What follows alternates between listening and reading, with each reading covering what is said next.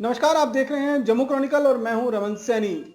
जम्मू कश्मीर में अगर हम बात करें तो युवाओं में खेल प्रतिभा की कोई कमी नहीं है, लेकिन कुछ कारणों के चलते अभी तक वो जो प्रतिभा उभर कर सामने आनी थी वो नहीं आ पा रही थी। लेकिन हम बात करें तो जम्मू कश्मीर अब बदल रहा है और इस बदले हुए जम्मू कश्मीर में जो युवा खिलाड़ी हैं उनको भी भरपूर मौके जो हैं वो मिल रहे हैं।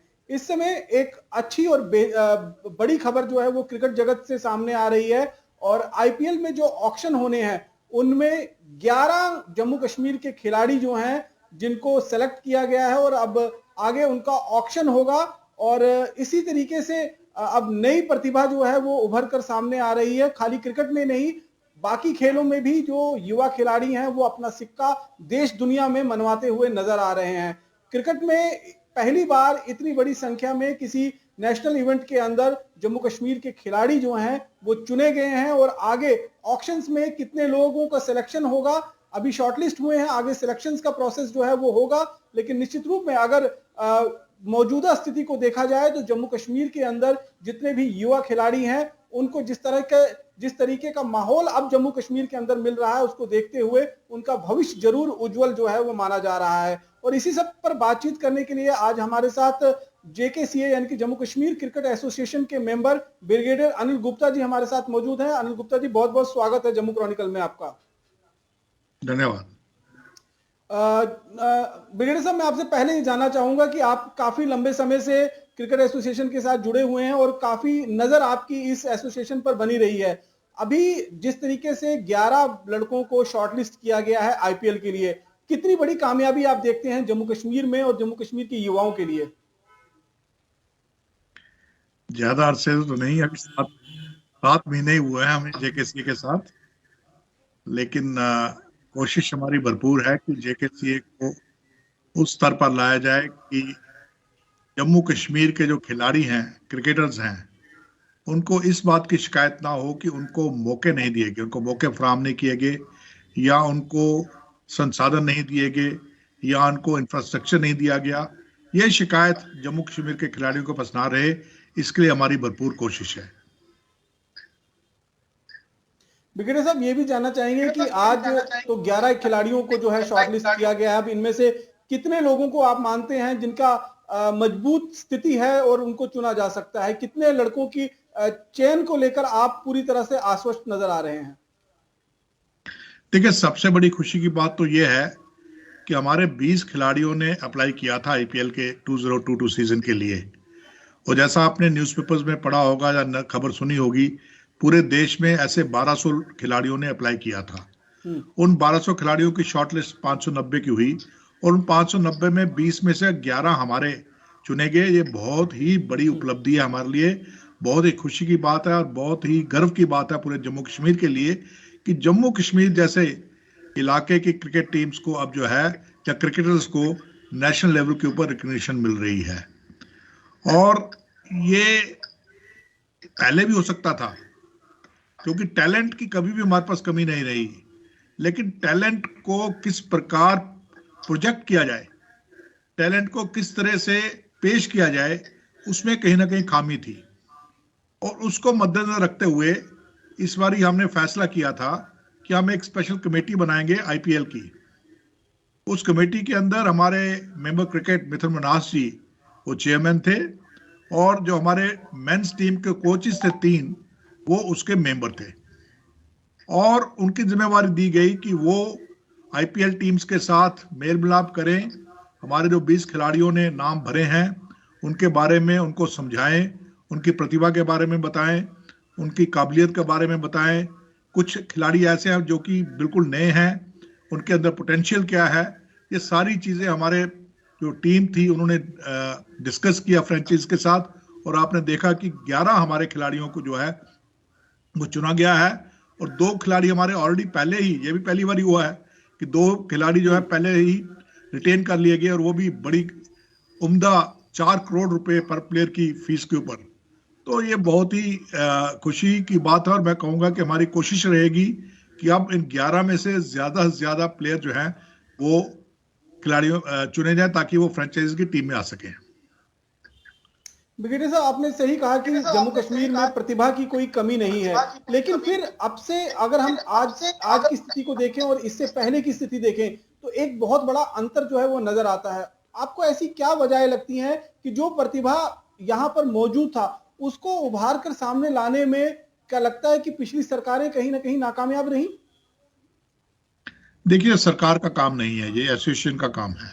एसोसिएशन को ये करना चाहिए था, क्यों नहीं किया ये इसकी मैं नहीं कह सकता, लेकिन कहीं ना कहीं पे कमी तो रही, क्योंकि हमारे प्लेयर्स प्रोजेक्ट नहीं होते थे, हमारे प्लेयर्स को उजागर नहीं किया जाता था, उनको लाइमलाइट में नहीं लाया जाता था, तो वो पीछे रह जाते थे। जरूरत थी थोड़ा बहुत लियाजन करने की, थोड़ा बहुत मेल मिलाप करने की। मुझे लगता है कि जो पहले शायद इतने एफर्ट्स नहीं किया गया जो हमारी टीम ने इस बार किया, जो कि हमने स्पेशल टीम इसके लिए गठित की थी। ब्रिगेडियर साहब, कहीं ना कहीं हमने देखा है कि जेकेसीए पर ज्यादातर कश्मीर केंद्रित जो पॉलिटिशियंस थे उनकी एक वो हावी रहते थे उसको लेकर। तो हमने ये भी देखा कि पिछले कुछ सालों में एक या दो खिलाड़ी जो हैं वो कश्मीर से इंटरनेशनल स्टेटस तक पहुंच पाए थे। जम्मू में प्रतिभा होने के बावजूद भी उनको वो मौके नहीं मिल रहे थे। अब आपको लगता है कि अब जिस तरह से माहौल बदला है और अब यहाँ पर एडमिनिस्ट्रेशन भी बदली है तो अब भरपूर मौके जो हैं वो जम्मू प्रांत के लोगों को भी मिल रहे हैं और इसी वजह से इतनी बड़ी संख्या में जो युवा हैं, प्रतिभाशाली खिलाड़ी हैं, वो उभर कर सामने आ रहे हैं? मैं आपको यकीन दिलाना चाहता हूं कि जब तक हम लोग हैं जेकेसी के अंदर, यहाँ पर ना रिजलिज्म चलेगा ना ही रिलीजन चलेगा। सिर्फ प्लेयर का पोटेंशियल और उसकी प्रतिभा देखी जाएगी। जो प्लेयर जिस प्रकार परफॉर्म करेगा उसी प्रकार उसको प्रोजेक्ट किया जाएगा। और कोशिश हमारी ये रहेगी कि कोई ये ना कहे कि हमें मौका नहीं मिला या हमें चांस नहीं दी गई, या क्योंकि मैं जम्मू का था इसलिए मेरे को नहीं सिलेक्ट किया गया, या मैं कश्मीर का था इसलिए नहीं सिलेक्ट किया गया। ऐसी बातें नहीं होगी, ये हम आपको यकीन दिलाते हैं, क्योंकि हमारी टोटल फोकस जो है वो टैलेंट के ऊपर है। और ये जो उभरते हुए खिलाड़ी हैं जो इस समय देश दुनिया में अपना सिक्का चमकाने के लिए पूरी तरह से तैयार हैं, ये जम्मू कश्मीर में उन बच्चों के लिए भी प्रेरणा स्रोत बनेंगे जो कहीं ना कहीं एक गलत रास्ते पर कश्मीर घाटी में अगर हम बात करेंगे तो वो चल पड़ते हैं। और उनको भी ये कहा गया है कि आप कलम और खेल की तरफ अगर रुझान ज्यादा करेंगे तो आपका उज्जवल भविष्य होगा, तो उनके लिए भी ये एक प्रेरणा स्रोत होंगे। बिल्कुल, वैसे भी क्रिकेट जो है एक क्रेज है। आप कश्मीर में चले जाइए, वहां इट्स लाइक ए क्रेज। हर गांव, हर गली, हर जगह, हर कूचे में क्रिकेट खेला जा रहा है। और जब उनको ये पता लगेगा कि क्रिकेट खेलने के बाद वो उसको एक प्रोफेशन भी बना सकते हैं और उनके लिए एवेन्यूज खुले हैं कि वो आगे जाकर क्रिकेट को एक अपना पेशा बना सकते हैं, तो मेरा पूरी उम्मीद है कि वो किसी और तरफ भटकने की बजाय क्रिकेट की तरफ आएंगे।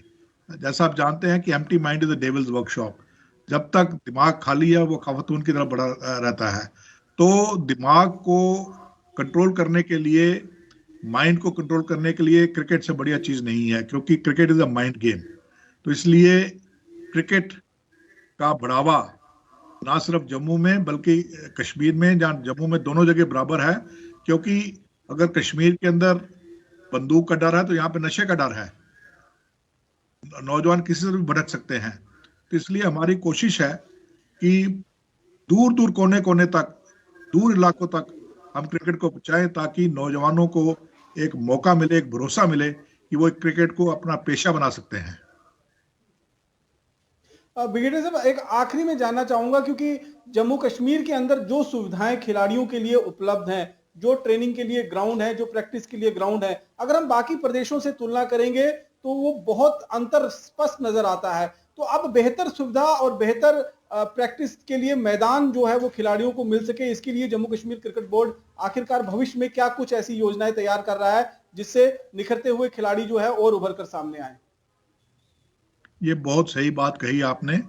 बड़े अफसोस की बात है कि पूरे जम्मू के अंदर एक ही क्रिकेट की ग्राउंड है। जम्मू नहीं, पूरे जम्मू रीजन के अंदर।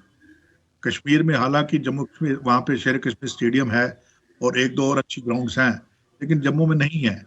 ये बहुत ही अफसोस की बात है, पर इसके ऊपर हमारा ध्यान पूरी तरह से केंद्रित है।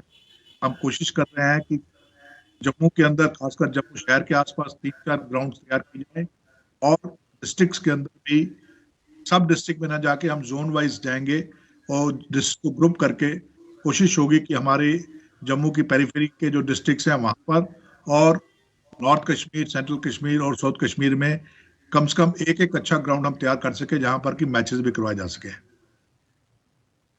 लेकिन अभी जो हमारे पास मौजूदा मौलाना आजाद स्टेडियम है, जिसे क्रिकेट ग्राउंड के तौर पर तैयार किया गया है, क्या इस समय मौजूदा स्थिति में उसकी हेल्प नहीं ली जा सकती है? Maulana Azad stadium cricket stadium नहीं है, ये एक मल्टीपर्पज स्टेडियम है। यहाँ पर सब किस्म गेम्स खेली जाती हैं। उसके अलावा यहाँ पर national functions, Republic day, independence day या बीटिंग रिट्रीट और कोई भी फंक्शन जो है वो यहाँ पर की जाती हैं, जिसके कारण आप इसे क्रिकेट स्टेडियम जो है वो डेडिकेटेड होना चाहिए ताकि पिच को नुकसान ना पहुंचे। हम कोई ऐसा स्टेडियम नहीं बना सकते जहाँ पर कि पिच को भी बार बार छेड़ा जाए। इसलिए जो भी जहाँ पे स्टेडियम अगर हम चाहते हैं कि यहाँ पर ऐसे स्टेडियम बने जहाँ पर मैचेस खिलाए जा सके, तो हमें प्योरली डेडिकेटेड स्टेडियम क्रिकेट के लिए रखने पड़ेंगे। तो जेकेसीए अपनी तरफ से क्या कुछ कोशिशें कर रहा है ताकि जल्द से जल्द जम्मू के युवाओं को एक ऐसा क्रिकेट स्टेडियम मिल सके जिसका इस्तेमाल कर जहां प्रैक्टिस कर युवा उस शिखर की सीढ़ी तक पहुंच सकें?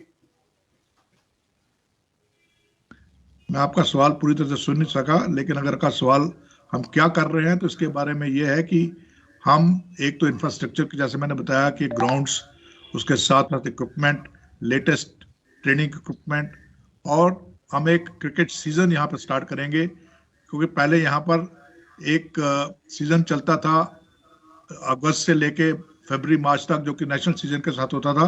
उसके बाद कोई एक्टिविटी नहीं होती थी और फिर दोबारा जुलाई अगस्त में जाके शुरू होता था।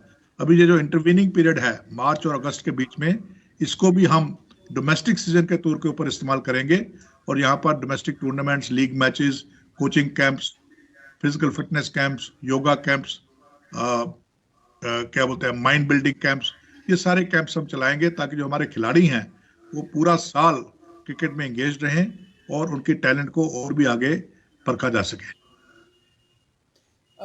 तो अंतिम में ये जस्ट पूछना चाहूंगा, क्योंकि जो एक सिलेक्शन प्रोसेस होता है, चाहे वो आईपीएल के लिए हो, चाहे वो नेशनल टीम के लिए हो या इंटरनेशनल टीम के लिए हो, एक काफी लंबा जो सिलेक्शन प्रोसेस जो है वो सिलेक्टर्स का रहता है।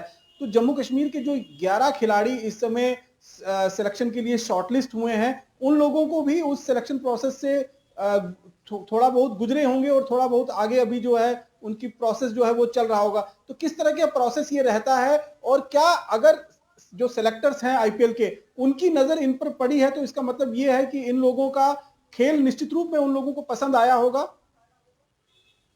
बिल्कुल, देखिए जैसा है कि जो आईपीएल टीम्स हैं, फ्रेंचाइजीज हैं, उनके सिलेक्टर्स बेसिकली जो डोमेस्टिक टूर्नामेंट्स, नेशनल टूर्नामेंट्स रहते हैं, वहां पर जाते हैं और नजर रखते हैं प्लेयर्स के ऊपर। पर उससे ज्यादा जरूरी, जैसा मैंने कहा, टीम मैनेजमेंट का या एसोसिएशन का, इनके टीम्स के साथ लिएजन बहुत जरूरी है।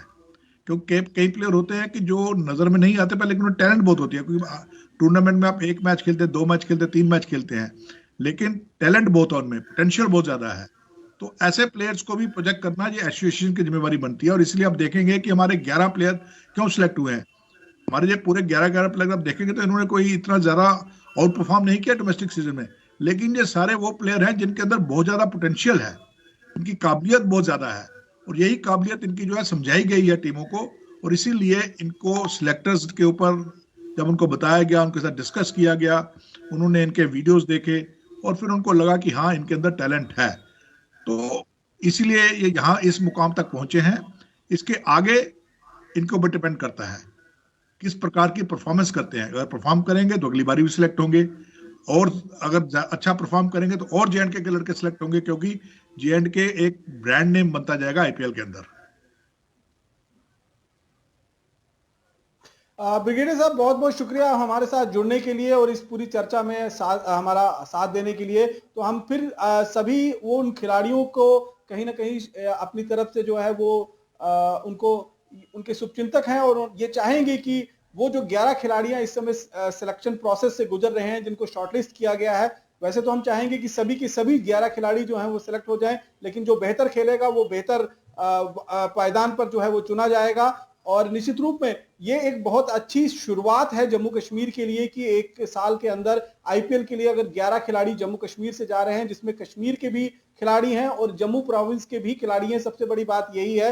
तो निश्चित रूप में खेल को लेकर जिस तरह से इस समय अगर हम बात करें तो जम्मू कश्मीर के अंदर युवाओं का भविष्य जो है वो उज्जवल बनता हुआ दिखाई दे रहा है और उम्मीद यही है कि यही परफॉर्मेंस और इसी तरीके का जो एक उनका योगदान है वो खेल के अंदर बना रहेगा और क्रिकेट को भी जम्मू कश्मीर के नाम पर, अगर देखा जाए जम्मू कश्मीर को क्रिकेट के नाम पर उन खिलाड़ियों के नाम से भी जाना जाएगा जिसकी पहचान देश के कई राज्यों के खिलाड़ी बना चुके हैं। जम्मू कश्मीर से भी कोई ऐसा उभरता हुआ खिलाड़ी चुनकर आए जिसके लिए जेकेसीए भी लगातार प्रयासरत है और वो कोशिश अपनी तरफ से कर रहा है। तो हमारी शुभचिंतक, हमारी शुभकामनाएं जो हैं उन सभी खिलाड़ियों के साथ है। बाकी आपके लिए बहुत बहुत धन्यवाद। बने रहिए जम्मू क्रॉनिकल के साथ। नमस्कार।